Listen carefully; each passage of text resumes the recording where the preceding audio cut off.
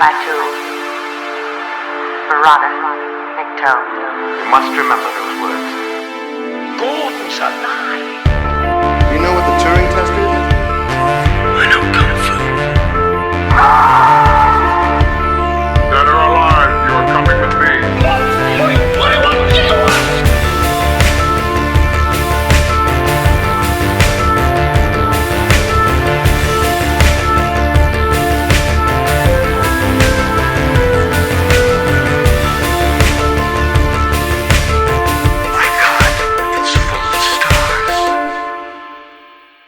Ladies and gentlemen, welcome back to Stories Out of Time and Space. I'm your regular host, Scott Weatherly, and as always, I'm joined by Julian Darius. Julian, how are you doing? You okay?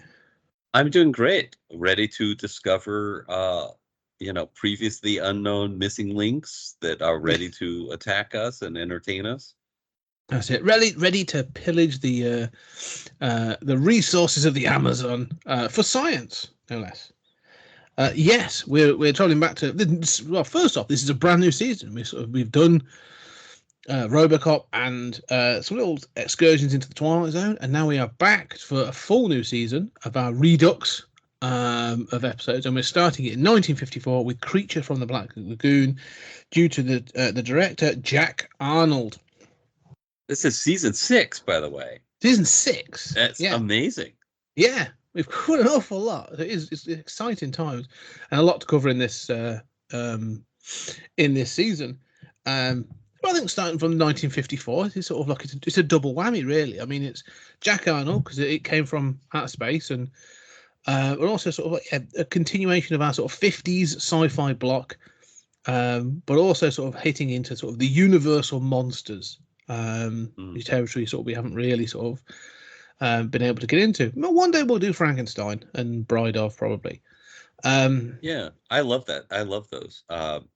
Yeah, we could do a Frankenstein block at some point. There's been so many. Yeah, something to explore. But yeah, Creature of the Black Lagoon, 1954. This was the sort of like again for even them, like a redux of the sort of the franchise or the thing. They were reinvestigating or trying to reinvigorate it. After the initial sort of 30s and early 40s boom. And so, yeah, this was sort of one of their first things up, really. And it sort of starts with... it's an interesting take, this film. Starts with a fossilized find in the Amazon. I'm not even going to question the science of this because it's pointless. But they find there's a fossilized hand sort of thing found, and it leads them to a further Amazon excursion or trek to find more. Let's be clear. Even before that, it starts with this both wonderful and horrific narration of the planet Earth in space and sort of a brief history of the planet Earth and evolution, which manages to merge creationism with evolution. So, it's like God created the world, but evolution isn't really a problem. There's, which is, hey, at least hands across the nation, all involved. Yeah. Which at least is a better response than, creationism. But I mean, it keeps the Bible in the beginning, but then we're merging seamlessly into reality and science. Yes.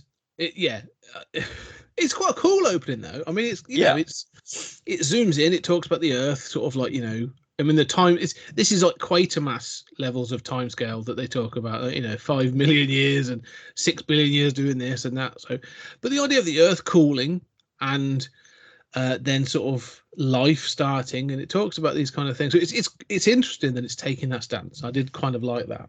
And it looks cool. I mean, it's not the most convincing Earth, but it's cool to start with this planet in space, But also the fact it's hot. The fact it's a molten ball of rock to begin with. Like, it's not just a sort of like a blue marble in space. Like, they do go back to show this sort of thing of molten rock, and they talk about the atmosphere being created and all this other stuff. So yeah, and then life coming in out of the seas, because this is the central conceit, right? Yeah, which we'll get into, because I think this idea of life adaptation and how they perceive adaptation yeah, the science in this is questionable at best, but we'll get into it. But yes, then is what we go to, and we find Dr. Carl Meyer has found this fossilized hand in a part of the Amazon, and so wants to go on an expedition to find more, but needs funding, and so he tracks down Dr. David Reed and his fiance, Kay Lawrence, or just Kay, who seems to do the same as what he does, but doesn't have a doctorate at any point. And also, and then their sort of partner, Dr.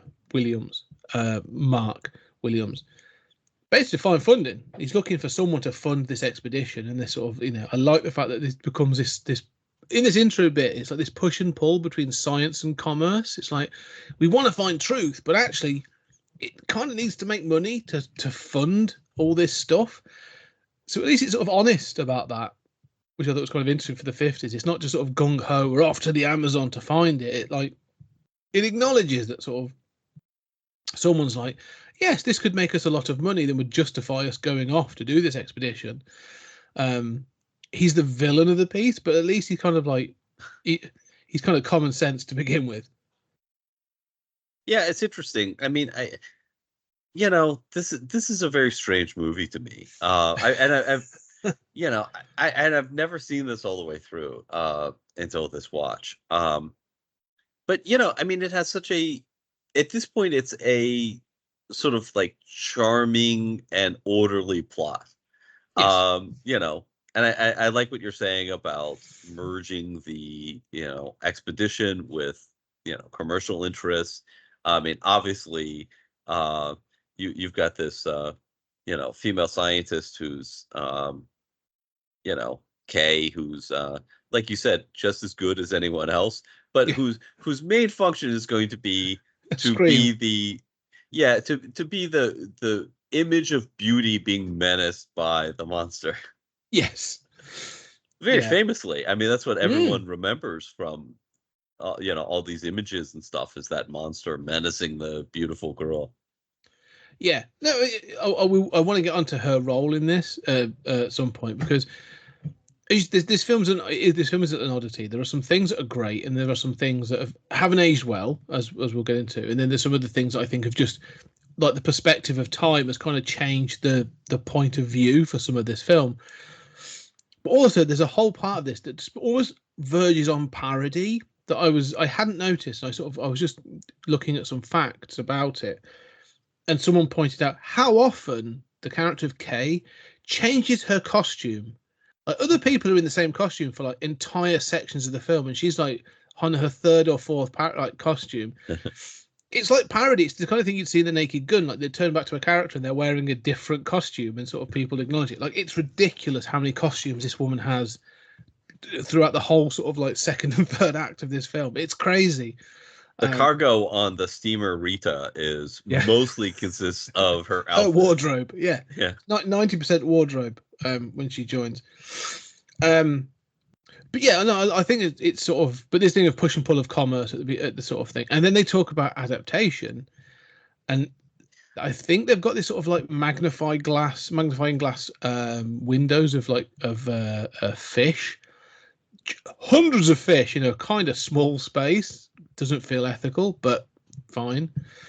Don't they have like a whole bunch of sharks? And you see the shot, and you're not first convinced it's an aquarium, right? I mean, you just see these sharks, and of course, these are way too many sharks for this amount of space. I mean, in nature, you would never find. Yeah. I mean, you're lucky if you see one or two, right? You'd never find, 10 sharks in a frame together. I mean, this is not a thing that happens. And then you realize, oh, they've been stuffed into an aquarium. But then you get this. What is the fish that they say, like, nature has been, fish. So nature was trying to get out of the seas, and this represented a dead end. No, absolutely not. You have totally misrepresented this. that fish is doing its job perfectly fine. That's why it's still around today. Yeah. It doesn't need to sprout arms and legs and start eating women and or going to the moon. That's not the, it seems as if the end goal of all evolution is menacing white women. Is that not the case? Is that not what? That is the pinnacle. I mean, yes. That's why Yeah. we are at the top. Yeah, but I did think it was interesting that he does, because it's funny that it goes to the longfish, because it's clearly they've gone. It looks like it's got legs, so it must have at least tried to get. I'm sure maybe there is like an evolutionary purpose for that and other things, but it's interesting. But he then starts talking about adaptation and going like, basically sort of, if people could adapt in the same way that like fish have been able to evolve and to adapt, then we could go into space and we could do this, and we could, because the atmospheres aren't always going to be perfect for us. And you're going, yeah. Doesn't the insect kingdom have like much more sort of like variety of adaptation than this? And you're going to look at like you look in the sea, great, but surely you should be looking at the things that live near the volcanic outputs and all those sort of funnels and sort of stuff. Like, it kind of feels it's just like that beginning. It's like, and the commercials, it's like a nod in the right direction. Yeah, but it's kind of like an uninformed nod in the right direction. You go, I kind of respect what you're doing, but no, it's a Hollywood window dressing sort of nod and version yes. of. But at least it is the right direction, right? I mean, Yeah. these are interesting ideas of evolution and undiscovered cryptids. The term doesn't exist then, but and especially focused on this transition period from land to ocean, which in fact happened many times, right? I mean, it's not like this was all a one directional process. Like, fish came on land. No, there are animals that evolved on land and then went back into the water and was like, yeah, this it's not working out for me. So, yeah. I want a divorce from the land. Yeah. We all feel like that sometimes, let's be clear.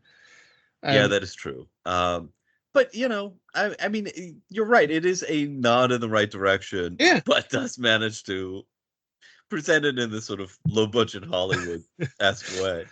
But I like the fact that that's sort of what this film does a lot. Like, they constantly sort of go, because even when they go to the Amazon and they're like, oh, we're going to do this expedition and we're looking for fossils and stuff, they're constantly, they go, oh, we've got to go to this Black Lagoon. What we'll do is we'll search the bottom for rocks that have a similar construction as the ones where the fossil was, and that will show that it's washed downstream. And we're going like, that's not how that works. That's not how geology works. Like, that seems a really sort of loose kind of scientific approach. Surely you should study where you found the original piece a lot first, and then there's other elements you could look for. Like, yeah, I know it's going to move the plot along, but it really does feel kind of loose in a lot of what it wants to do. Yeah, I mean, I do think that they should have done more with the Amazon. I mean, at least there is a bit, right? As the steamer's going down, and it's all done with rear projection, quite obvious to our eyes today. But at least there's some talk about the Amazon and how, I think Kay says, like, I thought the Mississippi was a great river. Yeah, I mean, the Amazon the guide says, like, everything here is trying to kill us. Yeah. Okay, it's all a little cliche, but I mean, it's a fascinating part of the world. So many great stories come out of the Amazon and its exploration. So this does have a lot of that. I mean, that it is, exoticism, but it is a sense of wonder, and of exploring this, bizarre and wondrous part of the world. I'm not sure exactly how the rest of the geography relates to it. Like, I mean, the Amazon certainly has tons of tributaries. I mean, it's an incredibly vast system, but it seems like suddenly they're at that rock face, which is obviously in a studio with where a hand, a fossil was sticking out. Not what fossils are, right? Fossils are not, for those at home, fossils are not stone statues of the animal. No. With I all love of the all the connective tissue seems to have yes, fossilized as well. totally Yes, preserved, right? yeah, Like the webbing between the digits has yeah, been fossilized too. Why not? Yeah, totally bizarre. And then there is a Gillman attack, yeah. that kills a couple people. I mean, we still haven't totally seen him yet, but we know there is one alive almost from the beginning. We see a living Mm-hmm. hand like that fossil, so we know there is this creature lurking Yeah. about. I gotta say, And that's when they decide to go to the Black Lagoon through this ridiculous explanation yeah, of maybe some rock that had this fossil fell off. into Yeah, this river and was washed downstream. Intact? yeah, Like intact, absolutely. so there's still going to be fossils easy to find. Let's just go to the very end of the Black Lagoon and start searching for. I like this is, yeah, you're right. I mean, utterly incoherent, but Yeah, it gets them there. it gets them there, and that's the thing. It's all these films are very much about pace and getting it done. I mean, how long is this film? It's not very long at all. 1 hour Hour and a 19. half. No, 1 hour 19 minutes. So 80 minutes, but 79 minutes, with intro and longish sort of like credits at the beginning. So they really are hurtling through this to get them to the Black Lagoon as fast as possible. So I'm fine with that. It is what it is, but I do like that attack. This thing of like the way they sort of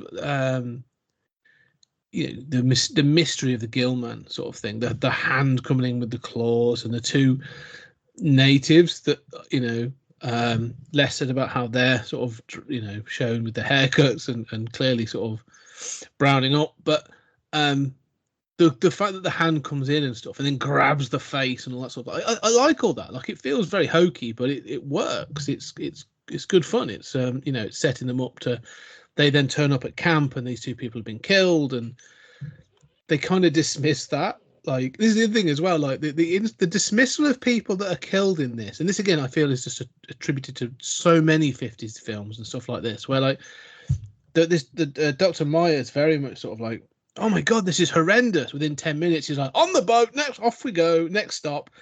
And then like people get injured along the way and they're constantly sort of like, well, that's terrible, next thing, on we go. Like, there's a real sort of moving on, like scene to scene. The coherence of sort of like literal sort of just cannon fodder in some parts of this, just to be killed for no other purpose. Well, they're not even red shirts. No. Well, it is, you're not wrong. I mean, I do sort of feel like the hand is overused.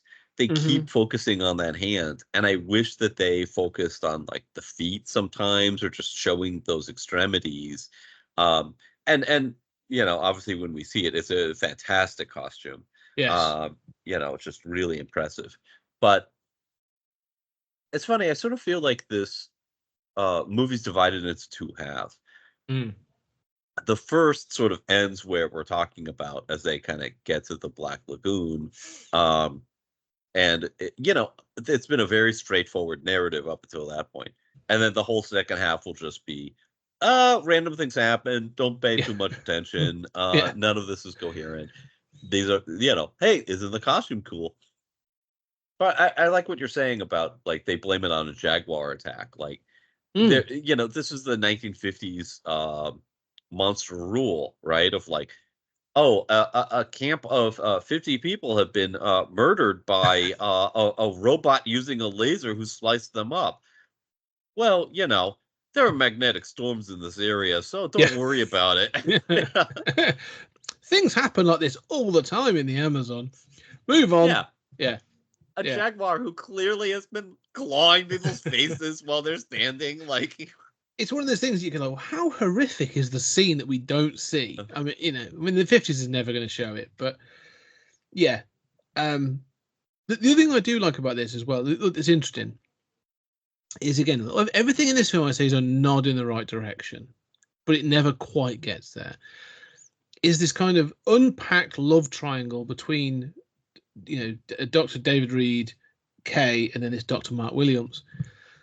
But it never kind of amounts to a great deal because, Mark keeps coming on to Kay and sort of says all these things, but it's quite clear that she's with David. Like, there's no, it's not like she's going to make a decision. It's not like, they're really not conflicted at all. No, like she's like, no. I'm with you, David. He's just being a bit of a lech. Like, there's no kind of, and then that kind of falls apart a little bit as well. Like, there's, even between sort of David and Mark, there's a little bit of tension. Mm-hmm. But it never amounts to anything where oh my God, them two fighting or arguing puts people in jeopardy, or do you know what I mean? It's so weird that you want character development. It is the 50s, right? So even though she's not married, the idea that she would abandon her significant other for this, macho guy is unthinkable, right? Yeah. I think that's the thing is, you're right. It's the window dressing's there, but you're right. It doesn't work out. I was going to say the real reason it's there is for the real love triangle, which is between,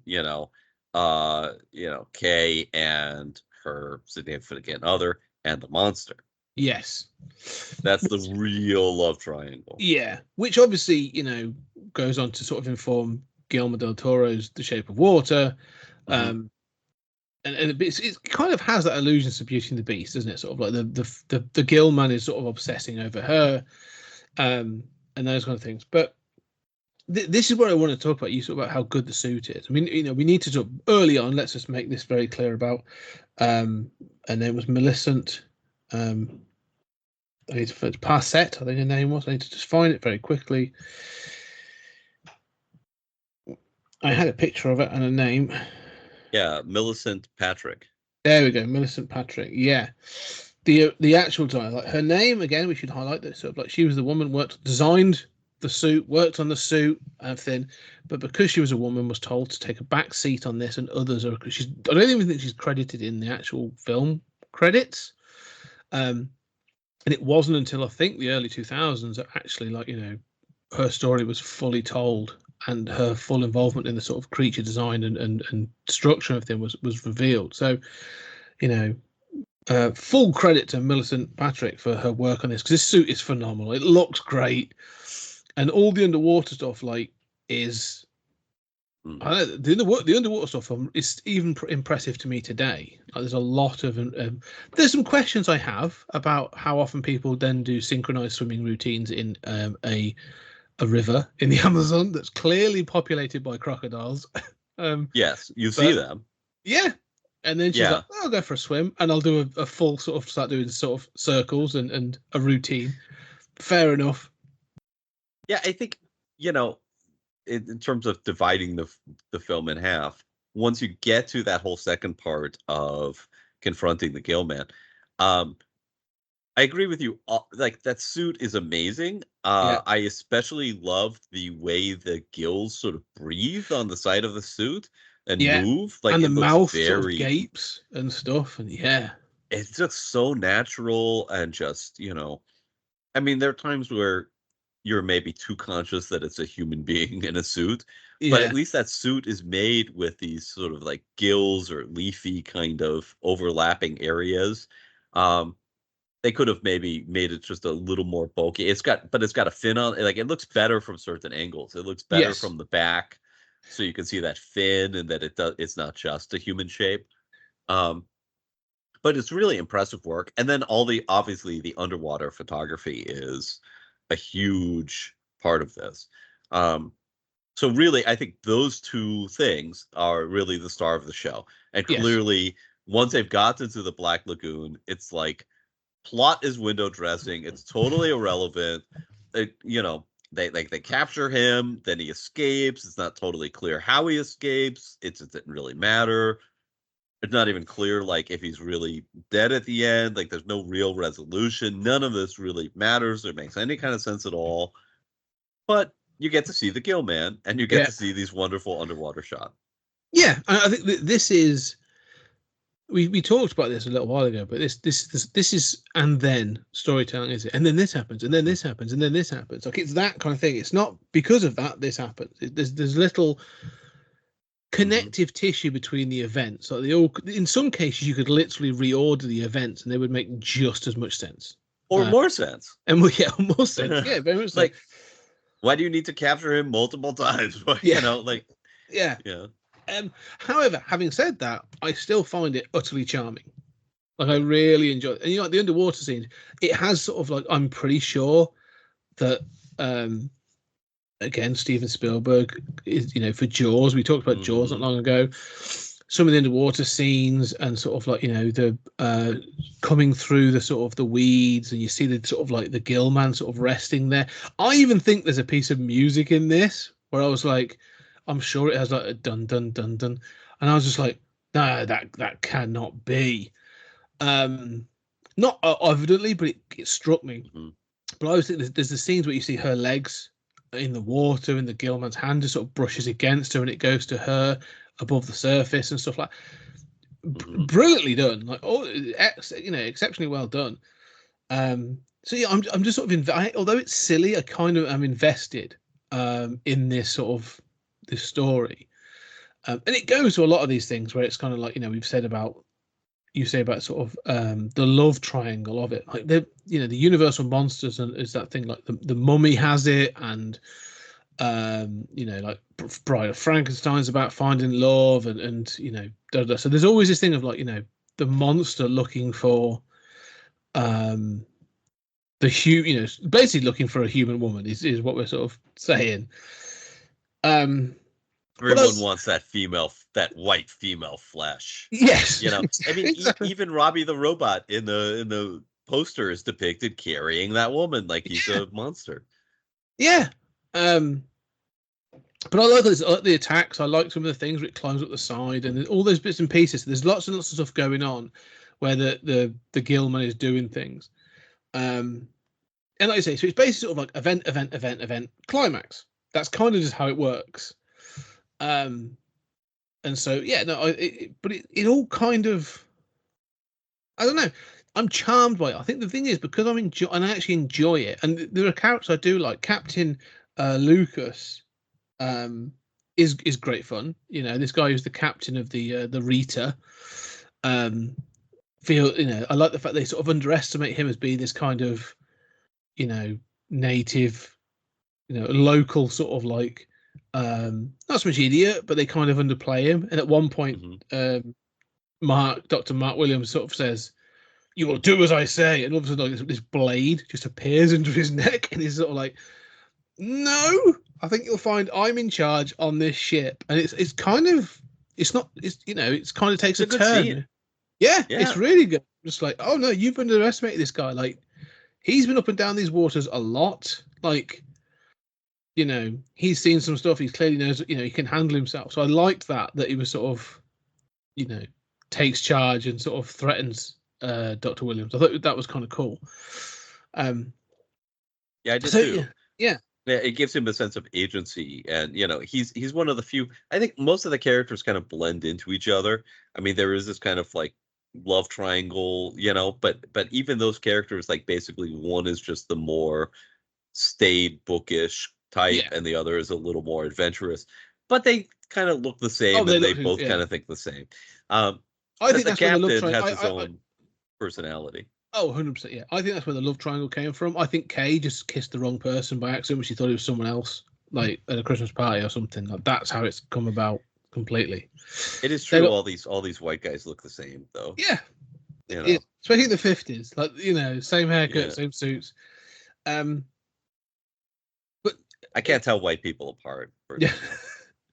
No, we are very similar. But one of the things I like about this, again, the attacks is they show all the water stuff, but they again nod to the sort of thing. He's not just a gill man. He's not just a fish man. They actually say, "Oh, he's amphibious. This thing is amphibious." So they're like, "Oh, so we can go on land. So we can do things on the boat. We can do things on the beaches, and that, in the caves." So it does give it a versatility of threat, which I kind of like as well. And also, it's intelligent; like it blocks their way out, and that seems good as well. When they're sort of trying to escape, and all of a sudden there's all these sort of branches and trees and stuff have been pulled into the water to block their way out, and they're going down to in their snorkeling gear to untangle it all, and the gillman sort of like sat watching and waiting to see what happens. So there's some cool stuff where I'm going like, oh, this is a good idea. This looks great. This, it looks kind of cool.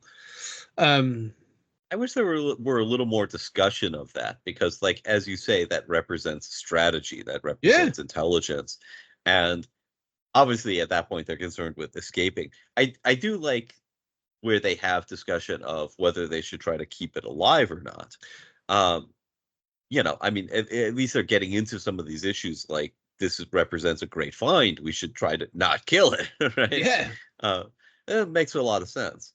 But I mean, and it is sort of, although I wish there were a little more discussion of how it's obviously intelligent, I wish there were a little more awareness of, like, why is it going after Kay? That might be just kind of dated 50s stuff. But I do think that especially the diving to get rid of that obstacle, which obviously allows the Gillman to attack them underwater, they know it's an ambush. That's one of the most dramatic, it's not played up as well as it could be, but it's clearly, the Gillman's down there.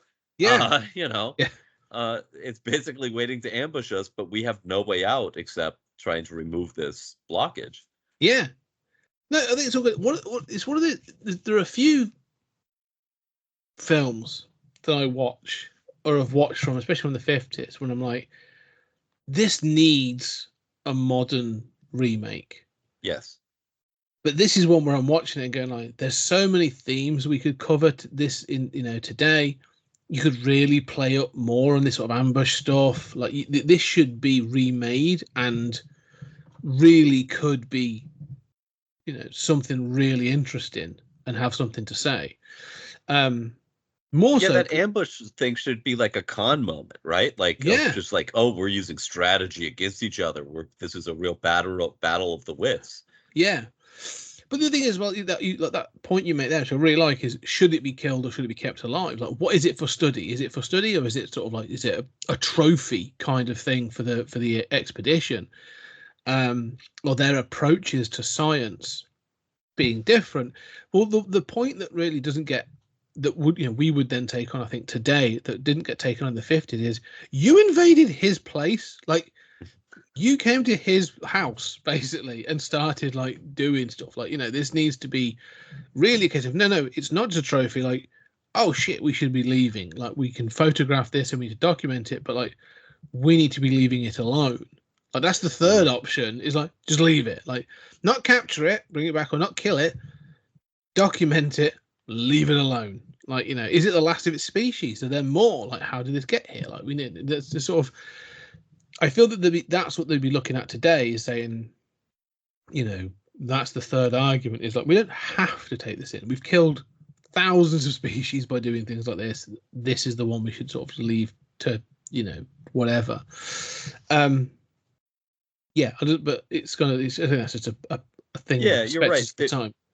There should be, that kind of discussion. But, of course, all of those discussions are ultimately moot, because you've got to survive. And it's, I mean, some characters even say this, like, I'm worried about surviving this, right? Like, I'm not worried about,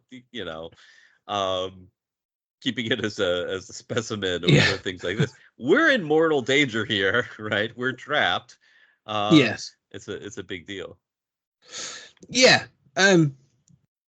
Which is a good point, and it sort of takes them obviously to eventually to sort of the underwater harpoon fight, which I want to roll back to this whole love triangle thing, because I do want to talk about the harpoon gun, because there's a moment when Kay is talking with David, right, and they're clearly sort of saying that, obviously highlighting that they're a couple, and she sort of says sort of like, no, there's no problem, like, I'm not interested in Mark, it's just sort of him being whatever.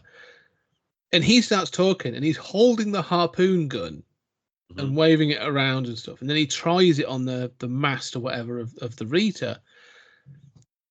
it kind of felt like he was suggesting that, like, I've got the big gun and I could take David's head off if I wanted. Yes, for sure. Yeah, okay, yeah, you're good. right. It wasn't just Yeah. me. I was like, because that felt really like, oh, like shit got dark for a second there. Like he's threatened to kill David, but yeah, it's very implicit, right? But Yeah. I mean, he does say, I mean, there is this line of dialogue about sort of like, you know, what do you do with that, or what do you aim it at? And he's like, well, anything I want. This kind of like, oh, this is a emblem of power, and I will Here's my use big it how metal I see fit. yeah, here's my big harpoony penis, and I shall point it at whatever I want, including your wife. Exactly. Yeah. Yeah, pretty much. But it's pretty implicit. I mean, you know, yeah, he's not going to say, you know, I could kill you, David. Yeah.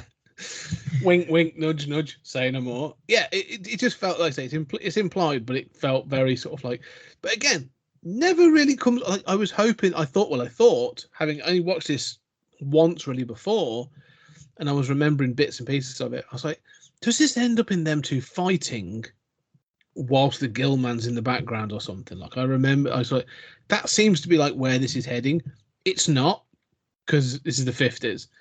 Well, you would think there should be a moment underwater before Mark dies, where Mark has the harpoon gun and he's thinking, I could shoot David underwater and no one would know.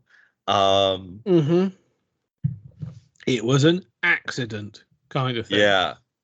It was an accident. The Gillman attacked, and you know, oh no. Yeah. I thought that was where some of this was going to get. I really did. I was like, oh, this is going to build the tension to that, but it just feels kind of 1 minute 20. Oh, sorry, 1 hour 20. It just feels sort of incomplete with so many of these bits.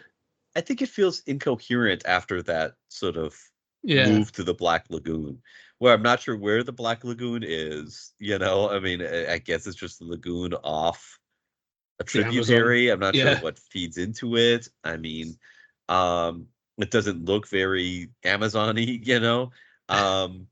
You know, there's, I don't know, and then just things start happening, and you know, you're just supposed to go along for the ride and clearly appreciate the Gillman and appreciate the underwater photography, and that's really the star of the show. At this point, like even the idea of having a plot and having, you know, a consistent narrative that thematically makes sense together is obviously secondary. Oh no, I agree. Yeah, you're right. I mean, they are all about the stunts and the photography, because at one point, like the Gillman has almost like a semi-full body burn as well, and then dives in the water. So some of the stunts in this are good. I mean, really he lights good. on fire. Yeah, you know, yeah. So yeah, I'm not, you know, I'm constantly quite impressed by this film. I enjoy it, and the underwater stuff is you know, like say when the harpoon sort of stuff happens at the end and stuff it's good. It's solid, but it kind of, like you say, it's incoherent. Like it does feel like vignettes, doesn't it? It's like, we're going to do this next, and then we're going to do this. There's the guy who gets injured, and stuff, and then ends up all wrapped up in bandages in bed. And it's like when the hand comes through in the window for him, it's like going back to almost like parody, where it's just like, this feels silly. Like, and now we're back to just the hand, right? Yeah, you know, and they just attack the hand. They don't think to grab it and pin it, or you know, push it out the window, push it out. Yeah.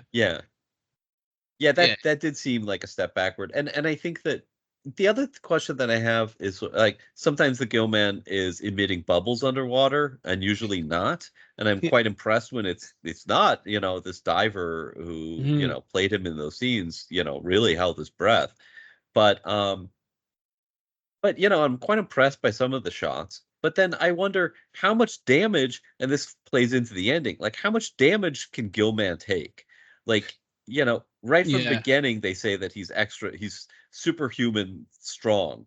But, you know, as you say, like he's lit on fire, he's hit with a harpoon. I mean, you know, it looks quite good. I wish there were a little bit of blood coming out, you know, I mean, it's clearly just a harpoon caught in a rubber suit that's pulled out of a rubber suit. But I wish there were a little blood. Like, he doesn't show any injury as a result of being harpooned. Like, it makes no difference to him. the being set on fire doesn't seem to have significantly hurt him. And then he, it makes him keeps it getting makes him shot. scared of lamps. I say it makes him scared of lamps is the only thing that seems to affect. But yes, no, you're right. So and then he's shot, and it's just sort of like, well, has he been? How badly injured is he from being shot? And the implication is he's dead. We sort of see his dead body at the very end, but why is that what killed him? So I think that this happens and that happens kind of way that this whole second half happens, or unfolds, sort of takes away any sense of real stakes, because you're never really aware of, what Gilman is capable of, or how strong he is, or, what's going to get him. And that I totally agree with that, because I think that's the thing, isn't it? Like, you need to have that, the bar. Where are we at with, like, because you kind of get that with a lot of the others. Like, you get that like with Frankenstein. He's scared of fire, but you see that he's strong and he's quite resilient in that way. And obviously, similar things with Dracula and stuff. And you get the Wolfman. You have all those kinds of things. You get that in the lore, don't you? They show it in the films. Yeah, this one's kind of a little bit erratic in that. He takes all these gunshots and then keeps coming. So, like, it's tough. But yeah, there's no bar that says, like, we figured out that he can do this and he can do that. And look how strong he is. I mean, again, this is that thing of, in more modern films, they would have that thing of, like, he's come on board the ship and he's kind of like, he's bent a metal bar in half with ease, or he's kind of, he's crushed something with his bare hands, just to give you the idea of how strong he is. Or you'd see him recoil from some of the shots, or, bleed from the harpoon. You'd have some sense of, like, we're doing damage. It's not enough to remotely stop him. I mean, Frankenstein is stopped by being in a burning windmill, right? Yes. So, that is upping the stakes. Clearly, like, hitting him is not. This kind of feels like we're going to throw random objects at him. The chair didn't work. The iron didn't work. Okay. Finally, we threw a bicycle, and that's what finally killed him. Okay, end of movie. But yeah, and I mean, that verges on parodying, isn't it? This is like Leslie Nielsen level, where, like, just grabbing random stuff from on board the ship and throwing it at them. Yeah, you're right. It does feel a little bit like that, but yeah, it doesn't have that upping the stakes, sort of sense. And again, this is where I'm feeling it with the film. You're right, because it's so random, and it is, and then this and that, it's repetitive. I'm not gonna lie, it does get kind of repetitive. It needs that escalation of, like, we tried, we tried to shoot it, it didn't work, it caught fire, like, he just, it's clearly hurt him, but it hasn't killed him, kind of thing. Like, there needs to be, they almost need to, considering they're scientists, they don't collect a lot of information as they're going along. They're just sort of like, we don't seem to remember anything that happened in the last scene about this, we'll just carry on doing something, we'll just take knives this time, and it just sort of seems very silly. The other thing along that lines is that this seems very emotionally flat. Like, you were mentioning about, like, David and Mark in a love triangle with Kay. Even that feels emotionally flat. They should have show off. It's mostly implicit. David and Mark never really fight and have it out. There's not a lot of hostility between them. It's all simmering beneath the surface. But in the same sense, like, we're blocked by logs of escaping. There's a little bit of very calm dialogue about how they have to clear the logs, and have to focus on survival. But they're very calm, and nobody says, like, we're gonna fucking die out here. I mean, they're not gonna say F, in the 50s, but you know what I'm saying? Like, there isn't the Bill a sense Paxton of panic. character. It's the Bill Paxton character from Aliens, isn't it? Like, we're gonna die. We're dead, man. We're all dead. Game over. Yeah, game over, man. Like, it needs that kind of. Again, I think this film's incredibly macho, though, in that sense, isn't it? Like, Kay is the only one that will show any fear or any sort of panic. She screams and turns away. Nobody else does anything like that. Yeah, she screams and changes clothes repeatedly. All the men are like literally like, whack on a snorkel and I'm going to jump in this river without any care in the world with a knife in between my teeth. Like it's, you know, it's very macho in that sense, isn't it? Like the male characters are not allowed to show fear or panic, and they're scientists, so it's all got to be quite calm. And you're right, you are perfectly right. That's exactly it. It's kind of like just kind of flat in that sense. And unfortunately, I think that has an impact on the stakes, because although I'm invested in this on a sort of, I think like a visual level, and I kind of like some of the stuff that's going on. You're right. I'm not going to. I don't care who dies. In fact, I couldn't even tell you who dies in this film beyond like you know Mark at the end. But there's a lot of characters that die, and you're like, oh, how many people were on the ship again? I don't remember. Like they just sort of, you know, they're there to be killed. In the background. But again, like people seem to die or get injured. There's no grief or sort of like trauma to it. It just sort of happens. Then we move on to the next bit. Okay, add 30-minute discussions about the stakes, and this movie is Lord of the Rings. But I don't need 30 minutes. But I need they're like you said, they're scientists. They should be doing some analysis. The harpoon didn't seem to significantly injure it. How tough is this thing? It seems obsessed with Kay. Can we use her as bait? No, says David. We're not going to use it. You don't understand. This thing is hunting us. Even, a few minutes of just dialogue about, what the stakes are here and the dynamics of. Nobody even comments on the fact that it seems attracted to Kay. Yeah. That's just taken as an axiom. Every monster wants Julie Kay. Adams? Well, Julie Adams was a very attractive woman, but that was it. She's the only woman in the crew. I mean, if you really wanted to make it awkward, you'd have a second woman, and it still just gets attracted to Kay. Then the other one's like, "Hang on, no. Why is it not trying to kidnap me? I want to be kidnapped material too." Yes, exactly. Yeah, I mean, it's almost like it's a law of the universe that all things will be attracted to Kay. All male objects, creatures, if an alien comes, he's a Looney Tunes Martian, Marvin the Martian lands, he's gonna be like, Kay's coming back with me. It's just a universal law. No, I think you're right. Yeah, it just seems it was written at the start of the script and no one questioned it. That was it. Yeah, you're right. I mean, this is the other thing I thought about is they introduced these kind of again, almost parody level sort of like natives of obviously from the Amazon. They have the sort of that haircut that they've clearly gone, that's what Incas or Aztecs look like, so that's what we're going to draw. We're going to have here.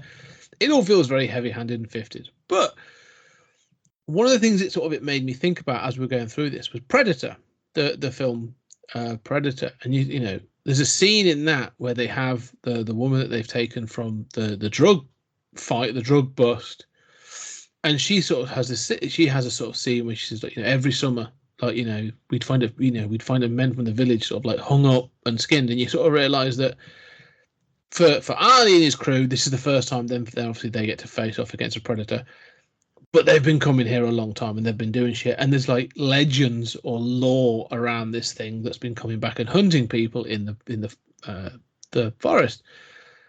And again, I was like, that's what this surely, at one point the captain says, we've heard things about this Black Lagoon, like people have gone there and never come back. And I'm like, then surely this thing should have like loads of legend and lore about it. Like there's something there that kills them.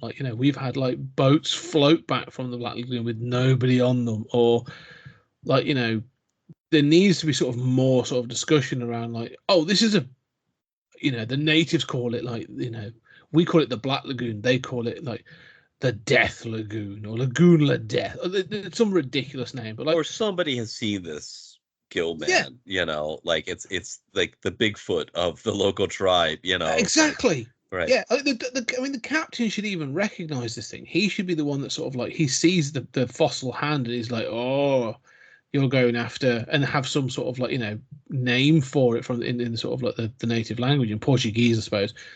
Have a name for it in some way, and they're like, "What is that?" And you go, "Oh, the legend tells," and there's that sort of thing. It's all cliched, but it's kind of cliched. The natives are superstitious, Yeah. like I don't believe it, but they do tell of this monster, Yeah. They believe lots of superstitious things. Well, maybe they're right about that. But I mean, this underscores for me the sense of like missed opportunities. Yes. Like the scaffolding is here for a phenomenal monster romp of a movie. Yeah. The special effects are clearly the focus, the underwater shots and the costume. I mean, the monster is the star. But around that, all of these elements, like it's right there to play up that native angle. But the natives are just kind of there, right? Yeah. They're like, right, nobody comes back.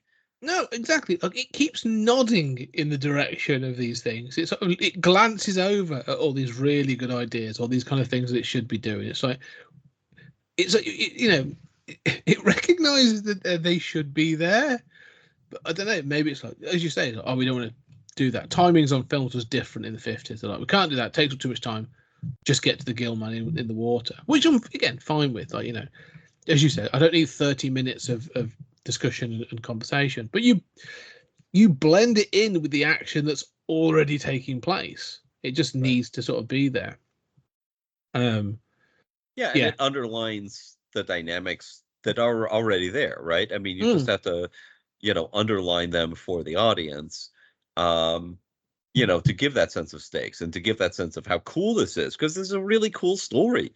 This should be like, journeying. I mean, this is the Heart of Darkness, right? Journeying, upriver to, except in this case to find, the fossil and then Apocalypse Now. Yeah. Sure. I mean, this should have that sense of, unraveling and, really being lost. And I love the Predator example. Like it's sort of like, somebody needs to say the line, it's hunting us. Like, but it is. These are not chance encounters. It's hunting us. Yeah. And nobody says that. And I think, it reminds me of sometimes we've been critical of contemporary movies for sort of having this kind of this scaffolding, but not really being interested in doing more than kind of like nodding in the direction of these things. And this film sort of, well, not as bad as a lot of those examples, sort of illustrates that's not totally unique to bad writing in the present day. This is still, more coherent than a lot of that. But, it has some of the same problems of sort of, you've got the scaffolding of a plot here, but nobody has gone back through the plot and the script and said, yeah, this is clearly an implication here. Let's just have a line of dialogue saying it. Yeah, no, I agree. It sort of feels weird. Like I say, if anything, as it keeps going, it kind of sort of, again, because I'm so used to these things, and they are cliches, and there's ways of doing it, but I'm so expecting it that when it doesn't happen, it becomes so glaring in its absence that you do sort of say, oh, okay. Like, I'm sure that people watching this in the 50s wouldn't have had, that kind of sense of it. I mean, this was a big hit.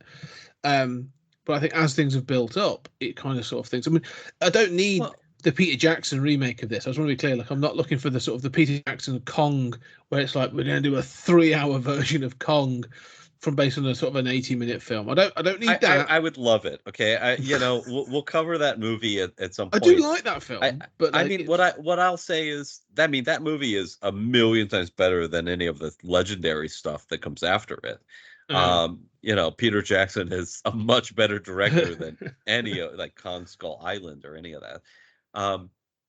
But I mean, he would have the characters on the boat. They'd be broadly sketched because it's Peter Jackson, right? Yeah. They sort of are cliches there, but I mean, at least he'd have this he'd be aware of this stuff. Yeah, it doesn't need to be 3 hours, but it is strange. I mean, but you say like audiences wouldn't necessarily have noticed this stuff. I think they do, right? I mean, I think even in the 50s they would have said, yeah, I mean, if we were around in the 50s, we might not have had quite as much sophistication with, movie, narrative, but we still would have felt, I mean, it's the same thing of like people, contemporary accounts of people reading Shakespeare and, going to Shakespeare plays and saying like, yeah, the treatment of that of Shylock kind of leaves a bad taste in my mouth, and I'm not sure why. I think audiences in the 50s might have said it's great fun. There's a monster. That's what we're here to see. That's really, the meat of this show. But it definitely is a little messy and superficial otherwise. Is this sort of like the 50s equivalent of some of the later Jurassic Park films? Where they're like, the story's kind of weak and everything, but the dinosaurs look cool. Yeah, sure. I think you think of the original trilogy. Yeah, I'm thinking of like Lost World, where they're like, right. Yeah, the story's a bit naff and it's kind of silly, but the scene of the T-Rex going around San Diego is really cool. You go, okay, yeah, you're right, it is. Like, yeah, I think. I think so. This is a fun film. This isn't obviously, that's the idea. Is it's a monster flick? That's as well. Remember that. But I think it's limited by that fact, and I think the fact that it is so aware of what it is and what its appeal is what keeps it from really trying to add those little nuances and all that subtextual stuff and all of these sort of sub themes that are there about the natives, about the love triangle, about what the responsibility is to keep this thing alive or not, the role of science. All of that stuff is ultimately window dressing. And the movie is so conscious of that it sort of gestures in those directions, it nods in those directions. But then it's like, look, we all know you're not here for that, right? Yes. Let's just get on to the Gillman doing a new thing. Which is, I mean, I'm thinking about it. I can imagine there sort of being like producers that are saying that kind of thing, that are like, oh no, the point of this isn't to sort of like, no, let's talk in more action. Like, we've only got so much film, we've only got so much time. This is a B movie at Universal. Just get on with it. That kind of thing. None of these actors were walking around the set, interrupting Jack Arnold, saying like, "What's my motivation in this scene?" Like. I wrote up this document about my backstory, and I really feel like my relationship to the Gillman is about my psychosexual issues from beforehand. Like that's really nobody is doing that work, right? This is just stand here, do this, done. Yes, I mean, I'm thinking back to we obviously did.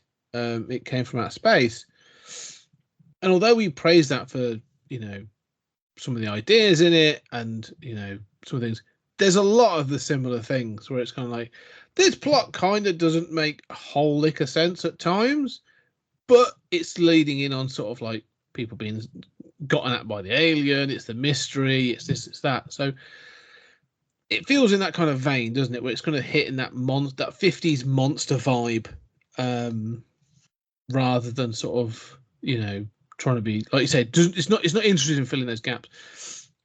It's there for the spectacle, right? Yes. I mean, and I think that's the key word, right? And I think that is similar to a lot of these superhero movies and movies like that, where this, like, look, Doctor Strange making portals, and fighting squids is what you're here for. Does it make sense? Nothing's going to make sense. None of the motivations are going to matter. There's not going to be any character development. We're going to nod in those ways, but really you're here to watch the spectacle. And I think, look, I mean, I will say at least at an hour and 20 minutes, it's a lot less, it's hard to object to that stuff as much as it is at 2.5. Yes. But you're right. I mean, it's ultimately about that spectacle. It's not really interested in being much of a plot or a movie otherwise. No, and the plot isn't that important. I mean, I do think of it in modern terms in those sort of types of films. The spectacle is is exactly what we're getting at. It's that kind of thing. And that's fine. That's what these things, especially in the 50s and before, weren't they? It's a B movie. It's there for sort of the fun and the thrills and sort of for you to get out and stuff. But I don't. Yeah, you said it before about missed opportunities, and I just feel that I come away thinking about that more so than things. As a modern audience, where I'm watching this and going like, and again, this is the funny thing is going back to we've talked before, we've mentioned before, like there were these shared universes and all the things they've tried to do, and there was the dark universe, like Universal was like, we're going to do a dark universe and we're going to open it up with the film like The Mummy with Tom Cruise, and you watch that and you're like, well, no one sort of watched it, or those that did panned it.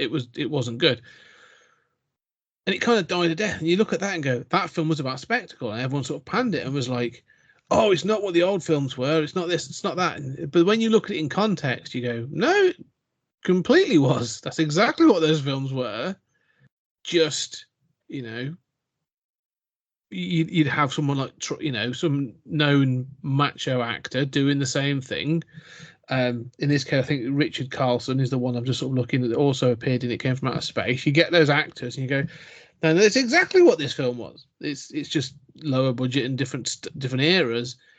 One worked, one didn't. That's the thing. I think audiences are sort of want more now, but I do think that sometimes these films, with distance and hindsight and slightly rose-tinted glasses, do get this thing of like, oh no, it stands up as a classic. This is a classic of science fiction, or the monster era and this other stuff. And then you do watch it, and I enjoy it and I still like it, but I'm going, no, like, I would struggle to recommend this to anyone who's not interested in it. Like Psycho comes out is a great film. Yeah. You should watch the film. It's a great film. Creature from the Black Lagoon, it's a good film. I enjoy it. And if you like hokey 50s monster films, it's a good watch. I'm not going to recommend this to anybody else because I think I'd be sort of like, they're going to go, what was that you made me watch? Yeah, no, I mean it's fine for what it is, right? I mean it's not trying to be a lot more, but in terms of these missed opportunities, I even feel like the Monster Menacing K is a missed opportunity. Like that cavern that at the end, he kidnaps her and he lays her out in this cavern, and it's very suggestive, Yeah. And it's a great cavern. It's a great set, and, it's great framing. But then that just becomes window dressing for, the final fight. Yeah. And rescuing her. You sort of forget the sequence of events, because they don't matter. You're just watching one scene after another. But even the sense of like the monster doesn't hover over Kay in a sort of like, oh, is there something suggestive here? Like, does he have intentions? And I find myself thinking about like the great monster movies. I mean, you could say Forbidden Planet is a monster movie. I mean, I think that's a masterpiece. I think of King Kong, and I think of the original Frankenstein in 1933, I think. And both of those are, I think, amazing.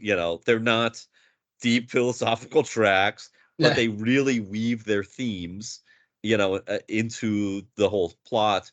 I mean, we don't know why King Kong is attracted to Fay Wray, but he clearly is. Maybe he doesn't have a mate anymore. It's kind of following the same device, but it sells its narrative. It feels like those feel like more coherent, full stories that do leave you wanting more, right? They're not fleshing out every character and backstory, and it's not interested in presenting deep themes of evolution or whatever. But they're there in a more full and fully interwoven with the plot kind of way. And I feel like both of those are great monster movies. And this kind of knows that template, but doesn't interweave it. And while the underwater photography and the costume are as good as anything from this era, that's probably really what people remember from this film and why it's a classic, quote unquote. But it's not a classic as a movie. It's not a classic. No. It sort of falls short. I think one thing that's worth noting, though, you say about sort of like Frankenstein and what was the other one? King Kong. King Kong. They do have this kind of a theme or something to say. Like, Mhm.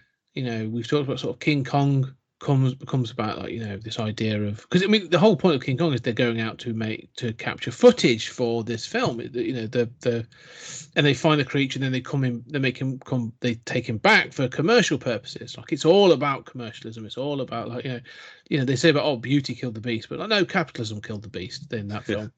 But the same with Frankenstein. Like, they have this thing of like, Frankenstein is this is it the will of God or is it the will of man? And Frankenstein's able to even that film, like Victor Frankenstein acts as a counter to the sort of thing. His madness, as if you watch that film, I watched it relatively recently. His madness is only sort of countered by the love of his woman, and so there is this idea of him having sort of been grounded, and Frankenstein sort of the monster, not having that sort of thing, and that's obviously where the Bride of Frankenstein comes from. But they have these sort of themes of sort of these, the monster is linked with the hero in some way, and there's these kind of themes to follow through on this.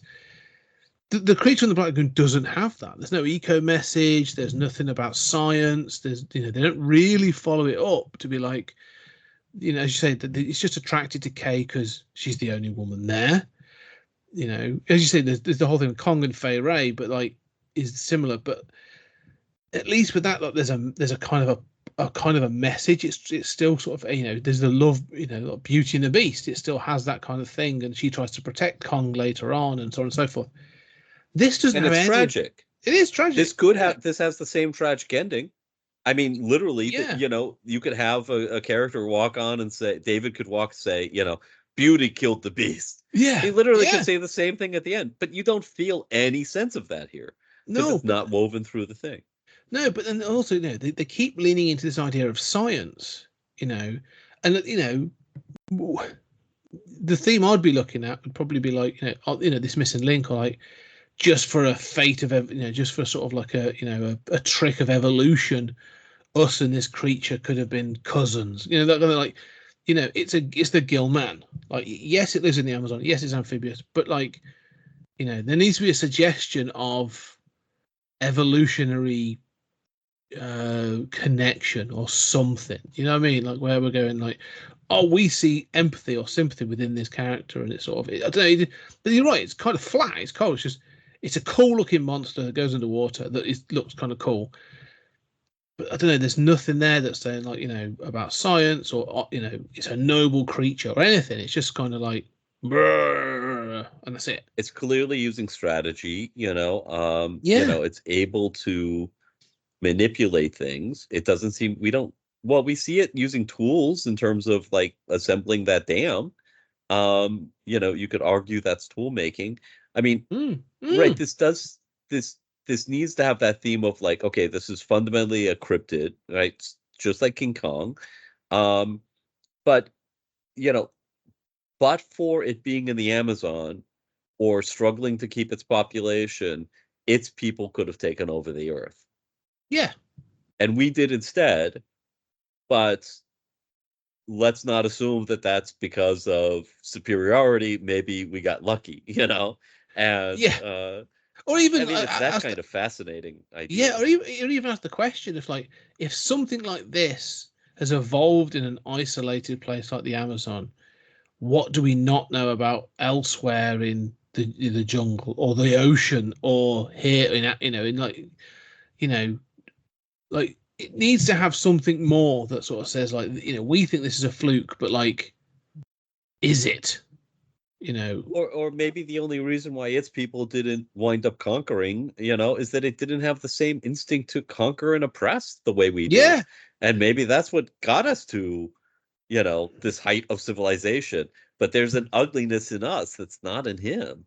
Yeah, he's one with nature, and we've turned our back on it. Just in the name of science, are we more fact than nature? I don't know. Yeah, there just needs to be something. It's pick something. Yeah, and make it a part of this story. Give it something that's going to be the theme. And that's why those good examples feel like they're greater than the sum of their parts. Yeah. Yes, we're watching a stop motion Kong, but it's entertaining on its own. But it feels woven into themes. It feels greater. I mean, Frankenstein. You feel for that monster. I mean, that monster, of course he's entertaining, but that monster's on an existential journey, even in the first one, right? I mean, Yeah. you Yeah. identify with that monster. You can't not. Here, it feels lesser than the sum of its parts. Yes. Yeah. No, I think you're right, and that's a real shame. And like I say, I think this whole thing starts to feel like a missed opportunity when it shouldn't. I legit. I mean, I actually, I admit, I haven't actually seen Shape of Water. I know of it, and I know that, meant to be a good film. But like, there was a part of me going like, okay, cool. But it seems to carry that thing of like, it's going to have love and all that kind of stuff, Beauty and the Beast kind of sort of stories. Brilliant. But I want this monster film that kind of has this sort of, this kind of idea. Because the Gillman is a really cool design, and I think my introduction to Gillman was there's a film from the 80s called The Monster Squad. We'll do it someday. Yeah, it makes about I've never as much seen sense. it. I know it exists. Yeah. I mean, I love it because I came across it when I was a kid, but it kind of makes just as much sense as anything else. Like, it kind of, there's massive plot holes in it, but the creature design in that, the Gillman design in that is obviously very closely, very similar to this. Obviously, it follows that sort of universal design. It looks amazing, and I'm like, and there's scenes in that where it, like, it does some cool stuff and there's some great pieces, and you are going like, if you could do it and make it look cool and scary in like 1986, like, why have we not done it since? Like, they banged out 3 of these in 3 years in the 50s, 54, 55, 56, and then they were done. But like, I don't know, it kind of feels like the least tapped into of the Universal monsters, but like the one with kind of potentially the most potential for all kinds of different things. I feel the same way. I sort of, I love the design. I sort of Yeah. think that, there was all this stuff that, I mean, obviously this, outside of Shape of Water, this hasn't been remade. There have been numerous times, including Nigel Keel wrote a script for a remake. I'd love to see that script. Yeah. But I mean, this, look at, like, I love King Kong and I love all the remakes, and even the bad ones, I think are interesting.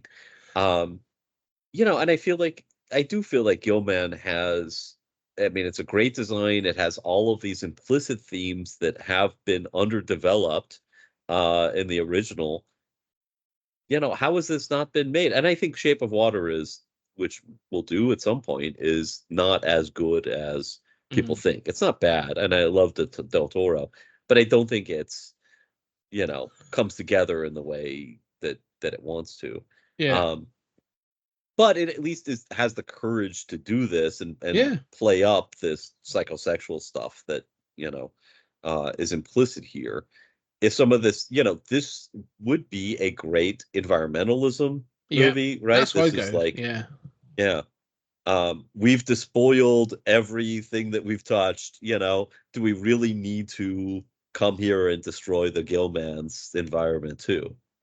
Well, I mean, that actually crossed my mind. I was thinking about this when I watched it. I had this sort of, I landed on this environmental thing. That was what kind of where my head went. I was thinking, like, when we had like Captain Planet and Fern Gully and all these films that were coming out that were like, the early 90s. I was thinking, like, why was this not picked up then? Like, that feels like the time when someone, like, there's a producer or an executive going like, what can we do? Environmentally friendly. Eco is big right now. Let's plug into that. How can we do it? Like, I've got an eco story for Gilman. And you go, all right, that's the one. Go for it. It kind of sort of seems like it should write itself, but yeah, and you could make Gilman a lot more sympathetic, right? Yeah. Like, I mean, he's, sort of like the, Swamp Thing, right? Yes. The monster that isn't really a monster, that has been oppressed by these humans who have come in and are in his territory, and he just wants them to leave, and he's attacked by them, so he's mad, he's responding, but he's not really out to kidnap women and kill humans, That's which is it. not Yeah. really in this film either. No. That thing that you end with, are we really the monsters here? That kind of, on the nose, but fine. But yeah, it just it's not short of themes that you could go down, which is kind of where the frustration comes. Because like, you could do so much with this. This is kind of bizarre that it just sort of went suit and underwater, and well done. Yeah. There were 2 more sequels, which maybe we'll get to. The Revenge of the Creature and The Creature Walks Among Us. Have you seen them? I have not. I'm apparently of those. I was advised that Revenge, I think, is the better of the 2, but I don't know if that's the case. I'd be interested to see them, to see where it goes. I mean, it's one of those. This is a bit like the Godzilla effect. I mean, it came out the same year, 54, where they sort of go, "We've killed the creature," and then someone's like, "This is really successful. I want a sequel within 12 months." And then, oh shit, we killed it off. Like, how do we bring it back? So I don't know how they bring it back. I don't know. It's same as Jaws. It's literally the same as Jaws. So they're like, we killed off Jaws. We want a sequel. Well, it's a separate shark. Different shark. Yeah. Well, in that case, Jaws gets exploded. In this case, he's just floating in the water. Literally a second later, he could open his eyes and move, and you wouldn't be surprised at all, because we have no idea what hurts him and doesn't. That'd be the end, wouldn't it? That'd be the end stinger. Like, you'd have all the end credits, and then they'd pan back across the bottom of the river, and you just see like the flipper would move or something, and or the eyes open. The eyes open, yeah. Where everything's got to have an end credits stinger now. That's it. That would be the move here. Yeah. I'm just quickly looking at this at the sequel, Revenge. The only person that comes back is Captain Lucas in the second one, so that's kind of cool. I don't know how they do that. Like, he was like, well, no one was looking. I captured one and brought it back on my boat. And then no one appears to come back for the third one. So, well, the monster's the star anyway, right? So yeah, it'd be interesting. Yeah, I would like to see him. Yeah. Maybe we will. Maybe we'll do those at some point in the future. We'll do them as a Redux season, further future season. Redux 2. I do want to do more Kong. I definitely want to do more Kong, because I think that'd be something really cool to explore. But yeah, anyway, I think there's not much to say. Any final thoughts then on Creature from the Black Lagoon from 1954? No, I mean, who, it is what it is. I think we've, praised it and condemned it, and, the appropriate amount. I will say it is only natural for Julia Adams as Kay Lawrence. I mean, anybody who takes one look at her instantly wants to kidnap her, and take them to their subterranean lair. I mean, it was a real problem. It was a real problem on set. And every male actor was just repeatedly just carrying her off into the jungle. Or we can't be blamed. That's why women have to wear the hijab. I mean, this is just our nature. We can't control it. Yeah.